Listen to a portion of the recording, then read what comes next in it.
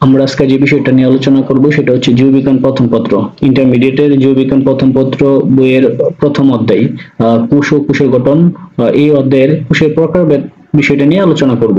তো এখন আমরা এর আগে কোষের বিভিন্ন সংজ্ঞা, নামকরণ, কোষ তথ্য, বিভিন্ন বিষয়গুলো পড়েছি। তো এখন এখানে শুরুতে আমি যে কথাটা বলবো সেটা হচ্ছে যে কোষ কত প্রকার। এই প্রশ্নটা যদি আসে তাহলে আমরা সরাসরি বলতে পারবো না যে কোষ মানে দুই প্রকার, দেহ কোষ, জনন কোষ, এভাবে বলতে পারবো না। তখন আমাকে বলতে হবে কোষের ভাগগুলোর উপর বিভিন্ন ভিত্তি আছে, বিভিন্ন ভিত্তির উপর বেশ করে কোষগুলোকে ভাগ করা হয়েছে। যেমন ধরো এখানে আছে কি শারীরবৃত্তীয় কাজের উপর ভিত্তি করে কোষকে দুই ভাগে ভাগ করা হয়েছে, একটা দেহ কোষ, জনন কোষ, আর একটা আছে নিউক্লিয়াসের উপর ভিত্তি করে কোষ দুই প্রকার, একটা হচ্ছে কি আদি কোষ আর একটা প্রকৃত কোষ, আর একটা হচ্ছে আমাদের কোষের কোষ প্রাচীর এবং ক্লোরোপ্লাস্টের উপস্থিতির উপর ভিত্তি করে কোষ দুই প্রকার, উদ্ভিদ কোষ এবং প্রাণী কোষ, আর হচ্ছে কোষের মধ্যে ক্রোমোজোমের সংখ্যার উপর ভিত্তি করে কোষকে দুই ভাগে ভাগ করা হয়েছে, সেটা হচ্ছে কি হ্যাপ্লয়েড এবং ডিপ্লয়েড। তাহলে এই যে বিভিন্ন ভিত্তির উপর বেস করে কোষগুলোকে কি করা হয়েছে, ভাগ করা হয়েছে। তো প্রথম আমরা যে বিষয়টা নিয়ে আলোচনা করব সেটা হচ্ছে কি আমাদের শারীরবৃত্তীয় কাজের উপর ভিত্তি করে কোষকে দুই ভাগে ভাগ করা হয়েছে। তো এই বিষয়টা আমরা মাধ্যমিকে পড়ে আসছি যে অলরেডি আমাদের কোষ যে দুই প্রকার, দেহ কোষ এবং জনন কোষ। তো আমরা সেটাই দেখবো। প্রথম যে কোষটা আছে সেটার নাম হচ্ছে কি দেহ কোষ, ইংলিশে কি বলে সোমাটিক সেল। তার মানে কি এই যে দেহ কোষ, এইখান থেকে আমরা মোটামুটি সংজ্ঞাটা বুঝতে পারতেছিলাম যে এই কোষ কি জনন কোষ নয়, তাই দেহ কোষ। যে কোষ জনন কোষ নেই সেটাকে আমরা কি বলবো, দেহ কোষ বলবো। তাহলে এটা জনন কোষ না হলে এটা কোন ধরনের কোষ? যে দেখো সংজ্ঞার মধ্যে কি বলছে, জীবদেহের অঙ্গ ও অঙ্গতন্ত্র গঠনকারী কোষকে কি বলা হয়, দেহ কোষ বলা হয়। মানে আমাদের দেহের মধ্যে যত অঙ্গ এবং তন্ত্র আছে এই গঠনকারী কোষগুলোকে দেহ কোষ বলা হয়। মানে এক কথায় অঙ্গ এবং তন্ত্র যে সকল কোষ দ্বারা তৈরি সেগুলোকে কি বলা হয়, দেহ কোষ বলা হয় অথবা সোমাটিক সেল বলে। তাহলে এখন আমরা আগে থেকে জানি যে উচ্চ শ্রেণীর জীবদেহে সাধারণত ডিপ্লয়েড সংখ্যক ক্রোমোজোম থাকে। মানে আমাদের যে দেহ কোষ আছে, দেহ কোষ কি ধরনের, ডিপ্লয়েড সংখ্যক ক্রোমোজোম থাকবে দেহ কোষের মধ্যে, এটা মোটামুটি ফিক্সড করা। আচ্ছা, এরপর দেখো এই দেহ কোষের উপস্থিতি, মানে উদাহরণ, আমি যদি সহজ কথা বলি উদাহরণ কি কি, কোন কোন জায়গায় দেহ কোষ পাওয়া যায়। উদ্ভিদের বেলায় দেখো মূল, কাণ্ডের পাতা, পাতার কোষ, স্নায়ু কোষ, তারপরে কি আছে রক্তকণিকা মানব দেহের মধ্যে। তো এই সকল জায়গাগুলোর মধ্যে আমরা কি পাবো, দেহ কোষ পাবো। পাবো কোথায়, মূল, কাণ্ড, পাতার কোষ, তারপরে স্নায়ু কোষ, রক্তকণিকার মধ্যে কি পাওয়া যায়, দেহ কোষ পাওয়া যায়। এরপরে দেখো এখানে আমাদের কি আছে, জনন কোষের যে কথাটা বলছে, জনন কোষ বা গেমিট, ইংলিশে বলে কি রিপ্রোডাক্টিভ সেল অথবা কি গেমিট। তার মানে এটা আগে থেকে বোঝা যাচ্ছে জনন কোষ মানে কি যৌন প্রজননের জন্য ডিপ্লয়েড জীবের জননাঙ্গে মিয়োসিস প্রক্রিয়ায় উৎপন্ন হ্যাপ্লয়েড সংখ্যক কোষকে কি বলা হয়, গেমিট বা জনন কোষ বলা হয়। তার মানে এইগুলা কাজগুলা কি, এইগুলো প্রজননে অংশগ্রহণ করে, যে কোষগুলো প্রজননে অংশ নেয় সেগুলাকে কি বলা হয়, জনন কোষ বলা হয়। বিশেষ করে শুক্রাণু এবং ডিম্বাণু ওই কি জনন কোষের উদাহরণ বা এইগুলোকে জনন কোষ বলেন। তাহলে আমরা আগে থেকে পড়তেছিলাম এখানে যে আমাদের জনন কোষ যেটা আছে এটা সবসময় কি হয়, সর্বদা কি হয়, হ্যাপ্লয়েড হয়, আর দেহ কোষ কি হয়, ডিপ্লয়েড। উদাহরণ এখানে কি আছে, আমাদের শুক্রাণু এবং ডিম্বাণু জনন কোষের কি উদাহরণ। তাহলে এইগুলো আমাদের দেহ কোষের দুই প্রকার বৃদ্ধি করে। এখন আমরা দেখবো পার্থক্যটা কি আছে আমাদের দেহ কোষ এবং জনন কোষের যে পার্থক্যটা আছে। দেখো যে দেহ কোষ এবং কি জনন কোষের মধ্যে পার্থক্যটা খুবই সহজ, মানে খুব বেশি কঠিন না। তো শুরুতে দেখো পার্থক্যের বিষয়গুলো কি আছে, ক্রোমোজোমের প্রকৃতি। তো দেহ কোষের মধ্যে দেহ কোষ ক্রোমোজোম সাধারণত ডিপ্লয়েড মানে 2n প্রকৃতির হয়, আর জনন কোষে ক্রোমোজোম সাধারণত কি হয়, হ্যাপ্লয়েড মানে n প্রকৃতির হয়। এখন দেখো দেহ কোষ উৎপত্তি কোন জায়গা থেকে হয়, যে উৎপত্তি হচ্ছে কি পূর্বতন দেহ কোষ থেকেই মাইটোসিস প্রক্রিয়ার মাধ্যমে নতুন দেহ কোষ উৎপন্ন হয়। মানে কি, মানে পূর্বতন মানে কি পূর্বে যে একটা কোষ আছে সেই কোষ থেকে কোন প্রক্রিয়ার মাধ্যমে, মাইটোসিস কোষ বিভাজনের মাধ্যমে। এই কথাটা কিন্তু ইম্পর্টেন্ট, আমাদের কোন প্রক্রিয়ার মাধ্যমে দেহ কোষ উৎপন্ন হয়, মাইটোসিস কোষ বিভাজনের মাধ্যমে দেহ কোষ উৎপন্ন হয়। আর জনন মাতৃকোষ থেকে মিয়োসিস বিভাজনের মাধ্যমে জনন কোষ উৎপন্ন হয়। জনন মাতৃকোষ যেটা আছে সেখান থেকে কোন প্রক্রিয়ার মাধ্যমে হয়, মিয়োসিস কোষ বিভাজনের মাধ্যমে কি হয়, জনন কোষ উৎপন্ন হয়। তাহলে আমাদের গেল উৎপত্তি। এরপরে আসো প্রকারভেদের মধ্যে। প্রকারভেদের মধ্যে যে বিষয়টা আছে যে প্রকারভেদ, প্রথম কথাটা বলছে কি কয় প্রকার দেহ কোষ কি হইতে পারে, বিভিন্ন প্রকারের হইতে পারে, বিভিন্ন ধরনের কি দেহ কোষ হইতে পারে। জনন কোষ কয় ধরনের, মধ্যে দুই ধরনের, একটা হচ্ছে শুক্রাণু, একটা কি ডিম্বাণু। এরপর দেখো আমাদের মিলনের যে বিষয়টা আসতেছে, দেহ কোষে সাধারণত কোনো সময় মিলন ঘটে না, এবং কি জনন কোষে সবসময় কি হবে, মিলন ঘটবে। তার মানে কি দুইটা ভিন্ন ধর্মী জনন কোষ মিলিত হয়ে জাইগোট বা 2n সংখ্যক গঠন করে। এরপরে কাজ যদি আমরা যে কাজের মধ্যে যাই, দেহ কোষ কি করে, দেহ কোষের কাজ হচ্ছে দেহ বর্ধন বা দেহ গঠনে অংশগ্রহণ করে। জনন কোষ কি করতে পারে, কেবল জনন কাজে বা গ্যামেট গঠনে অংশগ্রহণ করে। এইগুলো আমাদের দেহ কোষ এবং জনন কোষের পার্থক্য। এটা মানে খুবই ইম্পর্টেন্ট, পরীক্ষার মধ্যে প্রচুর পরিমাণে আসতে পারে। আচ্ছা, এরপরে যাই আমরা নিউক্লিয়াসের গঠনের উপর ভিত্তি করে কোষকে কয় ভাগে ভাগ করা হয়েছে? 2 ভাগে ভাগ করা হয়েছে। তাহলে এখন দেখো নিউক্লিয়াসের গঠনের উপর আমি আগে বলছিলাম আদি কোষ এবং কি প্রকৃত কোষ, এটাও তোমরা মাধ্যমিকে পড়ে আসছো।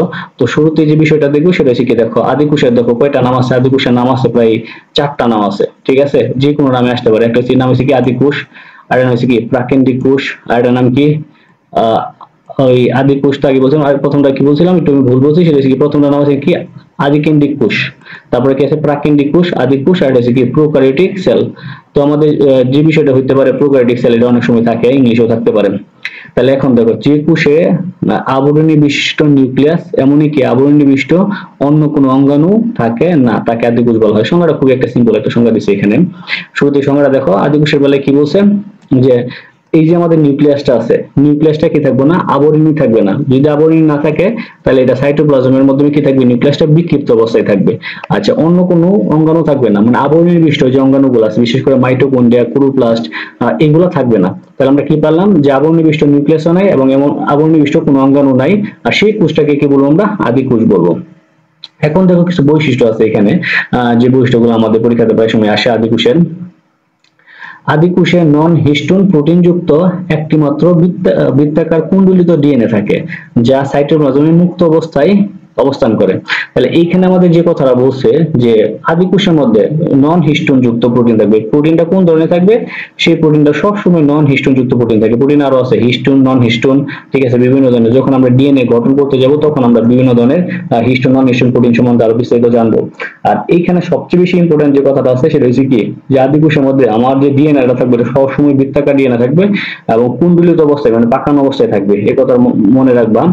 এরপরে আছে যা সাইটোপ্লাজমের মুক্ত অবস্থায় বিরাজ করে। আমি আগে বলছিলাম যে এখানে যেহেতু অঙ্গাণু নাই তাহলে ডিএনএটা কি সাইটোপ্লাজমের মুক্ত অবস্থায় থাকে। সাইটোপ্লাজমের মুক্ত ভাবে অবস্থানকারী বৃত্তাকার ডিএনএ অঞ্চলকে কি বলা হয়? নিউক্লিয়েট বলা হয়। এটা পরীক্ষাতে আসতে পারে যে নিউক্লিয়েট কি। নিউক্লিয়েটের সংজ্ঞাটা যদি আসে তাহলে বলবো যে সাইটোপ্লাজমের মুক্তভাবে অবস্থানকারী বৃত্তাকার ডিএনএ অঞ্চলকে নিউক্লিয়েট বলে। মানে সাইটোপ্লাজমের যে অঞ্চলটা জুড়ের মধ্যে বৃত্তাকার ডিএনএ থাকে সেই অঞ্চল, পুরো অঞ্চলটার নামে কি? নিউক্লিয়েট। ক্লিয়ার হয়েছে? তো প্রথম বিষয়টা হচ্ছে কি, যে এই বৃত্তাকার কুণ্ডলিত ডিএনএ থাকবে এবং এটা সাইটোপ্লাজম মুক্ত অবস্থায় থাকবে এবং এটা যে অঞ্চল জুড়ে থাকবে সেটাকে নিউক্লিয়েট বলে। এরপরে যে আমরা যে আদি কোষের মধ্যে আমাদের কি আছে? রাইবোজোমের যে কথাটা আছে, রাইবোজোম সবসময় কি হয়? 70S হয়। এখানে এস কি এবং কি এটা কি সেটবার একক বলা হয়। এটা পরবর্তীতে আমরা রাইবোজোমের যে টপিকটা নিয়ে আলোচনা করব সেটার মধ্যে আমি ডিটেইলস এটা নিয়ে কথা বলবো, ঠিক আছে? এখন কথা বললে এটা ভিডিও লং হয়ে যাবে। এরপরে যদি যাই আমরা মনের রাজ্যে সবাই আদি কোষী, ওই যে আমরা পড়ছিলাম মাধ্যমিকের মধ্যে মার্কগুলি আছে 5টা ভাগে ভাগ করছে। এই 5টার মধ্যে আমরা আগে থেকে জানি যে মনের রাজ্যে যারা ছিল সবাই কি? আদি কোষী ছিল। আচ্ছা, এরপরে দেখো যে আদি কোষ কোন প্রক্রিয়ার মধ্যে বিভাজিত হয়? আদি কোষ স্বাভাবিকভাবে দ্বিবিভাজন বা অ্যামাইটোসিস প্রক্রিয়ায় বিভাজিত হয়। মানে এটা অ্যামাইটোসিস প্রক্রিয়া, দ্বিবিভাজন মানে অ্যামাইটোসিস প্রক্রিয়া। একটা কোষ থাকবে, সেই কোষটা কি হবে আমাদের? টোটালি সেটা থেকে 2টা কোষের কি হবে? তৈরি হবে। এরপরে যদি যাও তুমি যে আদি কোষের মধ্যে কোন ধরনের শ্বসন ঘটে? আদি কোষের মধ্যে সবসময় অবাধ শ্বসন ঘটে। তার মানে কি এইখানে যে কথাগুলো পড়তেছি আমরা যখন প্রকৃত কোষ পড়বো এই মোটামুটি প্রত্যেকটা কথাই কি হয়ে যাবে? বিপরীত হয়ে যাবে। এবং আদি কোষে কি অবাধ শ্বসন ঘটে? অধিকাংশ ক্ষেত্রেই শোষণ পদ্ধতিতে পুষ্টি ঘটে। কত ক্ষেত্রে সালোকসংশ্লেষণ করতে পারে। কিছু কিছু আছে যেমন সালোকসংশ্লেষণ ঘটে, যেমন নষ্টকের কথাই বলি আমরা, ব্লুগিং এলগি, নষ্টকের মধ্যে সালোকসংশ্লেষণ ঘটে। ওই আমরা পড়ছিলাম না মনের রাজ্যের মধ্যে ব্যাকটেরিয়া, নষ্টক, সেই কথাটা এখানে আসছে। এরপরে দেখো আদি কোষের বলা হয় কি? আদি কোষ দ্বারা গঠিত জীবই হলো আদি কোষী জীব বা প্রোক্যারিওটিক। আচ্ছা, এখন প্রোক্যারিওটিক শব্দটা কই থেকে আসছে? প্রো মানে কি? বিফোর, মানে আগে। আর ক্যারিয়ন মানে কি? নাট বা নিউক্লিয়াস।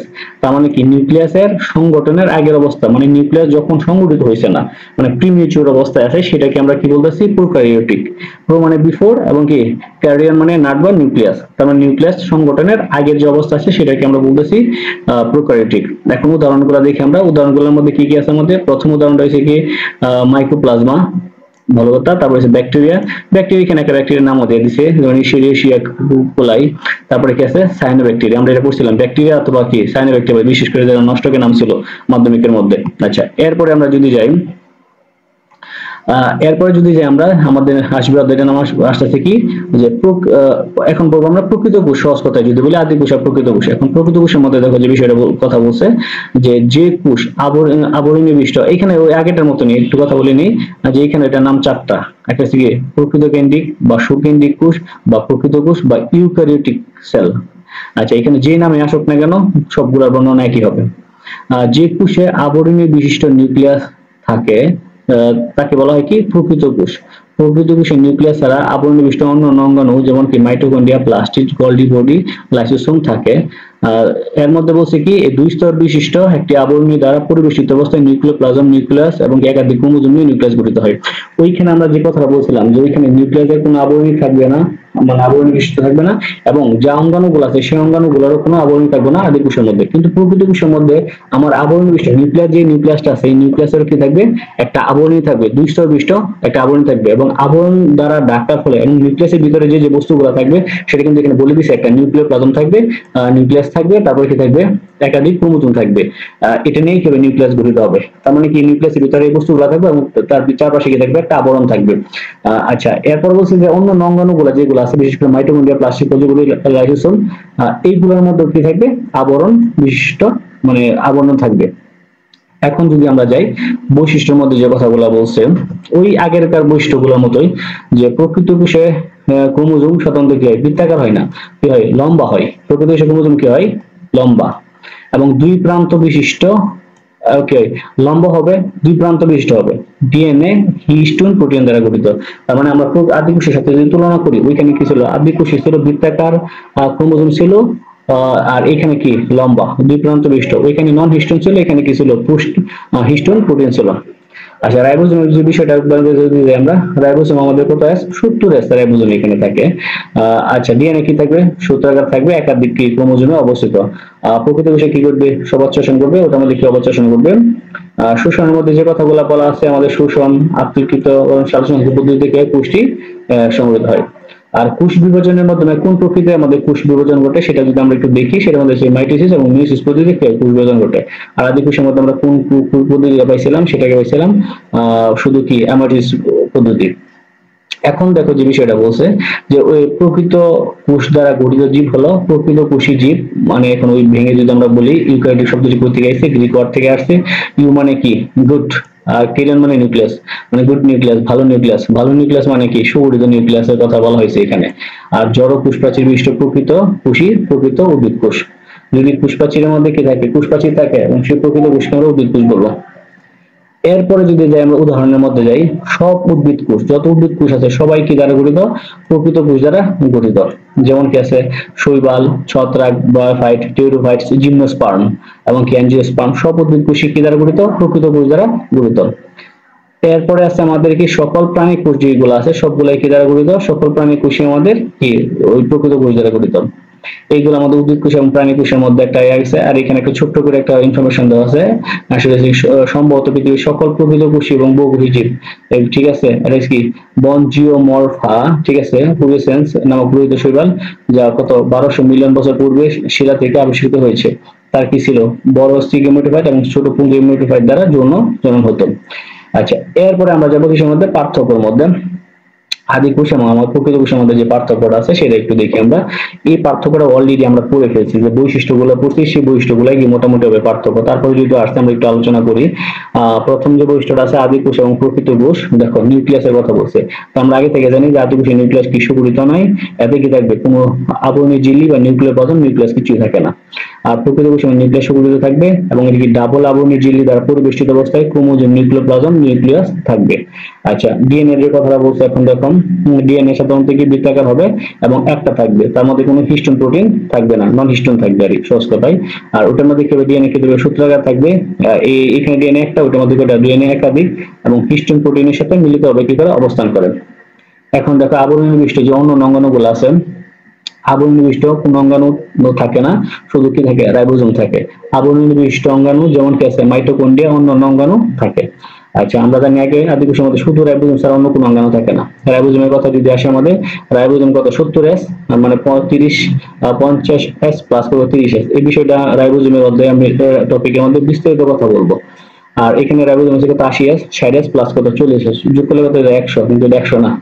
তারপর দেখ সাইটোস্কেলিটন যেটা আছে মানে কোষকঙ্কাল যেটাকে বাংলা বলে, কোষকঙ্কাল হচ্ছে কি সাইটোস্কেলিটন আদি কোষে থাকে না, প্রকৃতি কোষে সাইটোস্কেলিটন থাকে। আরএনএ পলিমারেজ সাধারণত কয় প্রকার হয়? আদি কোষে এক প্রকার হয়, আর প্রকৃতি কোষে কি হয়? 3 প্রকার হয়। অপেরণ যে বিষয়টা আছে, অপেরণ এটা ডিএনএ এর অংশ, জিনের অংশ, সেটাও কি স্বাভাবিকভাবে আদি কোষে অপেরণ থাকে। এই কথা একটু ব্যতিক্রম দেখো, আদি কোষের মধ্যে কি আছে? অপেরণ থাকে, প্রকৃতি কোষে কি অপেরণ থাকে না। এরপর যদি আমরা কোষ বিভাজনের মাধ্যমে কোষ বিভাজন অ্যামাইটোসিস প্রক্রিয়া ঘটে, আর হেমাটোসিস এবং মিয়োসিস প্রক্রিয়া ঘটে। শ্বসন কি? অবচ্ছেষণ ঘটে, এবং কি এর মধ্যে কি অবচ্ছেষণ ঘটে। ট্রান্সমিশন যে বিষয়, ট্রান্সলেশন ট্রান্সক্রিপশনের সাথে হয়তো শুরু হয়, ট্রান্সক্রিপশনের পর একটু বিলম্বে এটা শুরু হয়। এই যে আমাদের 10টা বৈশিষ্ট্য আছে, 10টা বৈশিষ্ট্যের মধ্যে 10টায় পড়বা, প্রশ্ন বেঁধে আনসার করবা। যদি 2 মার্কের জন্য আসে তাহলে পার্থক্য 4টা বা 5টা দিয়ে দিবা, আর যদি বড় করে আসে একটু বেশি বড় করে লেখার চেষ্টা করবা। এখন আমরা যাব যে কোষ প্রাচীর এবং কি ক্লোরোপ্লাস্টের উপস্থিতি এবং অনুপস্থিতির উপর ভিত্তি করে কোষকে দুই ভাগে ভাগ করা হয়েছে। ঠিক আছে, কোষ প্রাচীর থাকবে না থাকবে, ক্লোরোপ্লাস্ট থাকবে না থাকবে, সহজ কথা বলে দেন। কোষ প্রাচীর আর ক্লোরোপ্লাস্ট কার মধ্যে আছে? উদ্ভিদ কোষের মধ্যে আছে, প্রাণী কোষের মধ্যে নাই। এটার উপর ভিত্তি করে কোষকে দুই ভাগে ভাগ করা হয়েছে। দেখো, একটা কি দেওয়া আছে আমাদের? উদ্ভিদ কোষ, আর একটা কি? প্রাণী কোষ। তো প্রথমে আমরা উদ্ভিদ কোষের মধ্যে যাই। কোষের বাইরে শক্ত সেলুলোজ নির্মিত কোষ প্রাচীর থাকে। পরিণত কোষে কেন্দ্রে বড় কি কোষ গহ্বর এবং কি সাইটোপ্লাজমে ক্লোরোপ্লাস্ট থাকে। আর এর কি আছে আমাদের? পরিণত কোষে কি একটু ভুল আছে এখানে, এটা পরিণত কোষে, ঠিক আছে, আর একটু ভুল আমাদের। পরিণত কোষের গঠন সাধারণত গোলাকার ডিম্বাকার হয়ে থাকে। সঞ্চিত খাদ্যবস্তু কার? উদ্ভিদ কোষের শ্বেতসার বা স্টার্চ সাধারণত সেন্ট্রোজোম থাকে না। এই যে উদ্ভিদ কোষের যে বৈশিষ্ট্যগুলো আছে সেটা। এখন প্রাণী কোষের মধ্যে কি এই উদ্ভিদ কোষের যে বৈশিষ্ট্যগুলো পড়ছে সেটা একদম জাস্ট উল্টা হবে। এখানে কি কোষ প্রাচীর আছিল, উদ্ভিদ সাধারণত কোষ প্রাচীর থাকে না, কোষ গহ্বর সাধারণত অনুপস্থিত। যদি থাকে তাহলে সেটা কি হবে? ক্ষুদ্রাকৃতি বা ক্ষুদ্রাকৃতি হবে। ক্লোরোপ্লাস্টের কোনো কি কথাবার্তা প্রাণী কোষে নেই। কিন্তু সঞ্চিত কি চর্বি বা গ্লাইকোজেন। কোষে সাধারণত কি থাকে না? সেন্ট্রোসোম থাকে না।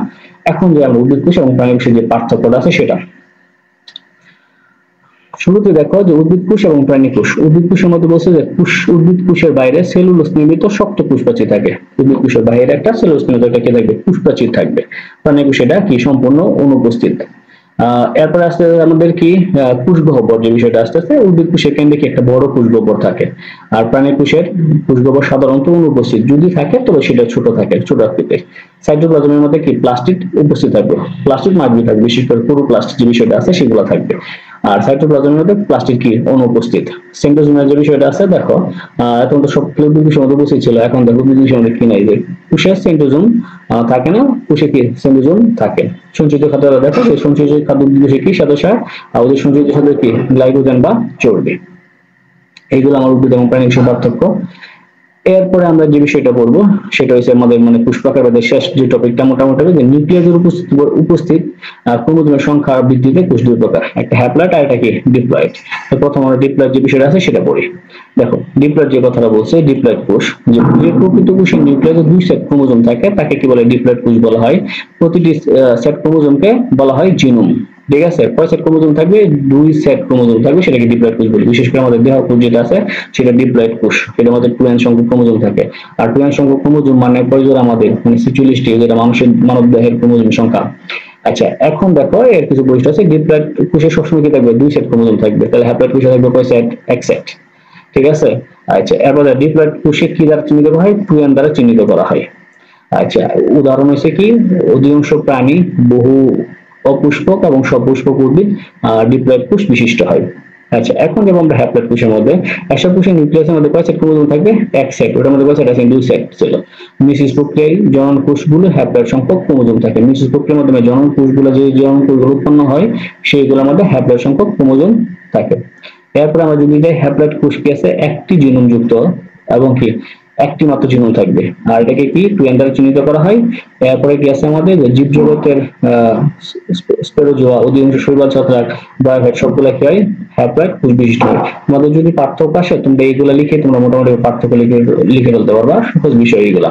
তাহলে এটা নিয়ে আমাদের মোটামুটি আজকে কি কোষের বিভিন্ন প্রকার যে টপিকটা ছিল সেটা মোটামুটি এখানে শেষ। এবং পরবর্তীতে আমরা কি উদ্ভিদ কোষের বিভিন্ন যে কোষ প্রাচীর, বিশেষ করে আমরা বিভিন্ন অঙ্গাণুগুলো নিয়ে ডিটেইলস অল্প অল্প করে একটা একটা করে অঙ্গাণু নিয়ে বর্ণনা করবো। একটা অঙ্গাণু বর্ণনায় মানে মোটামুটি সুন্দর করে চিত্র সহকারে তোমাদেরকে বুঝিয়ে দিব।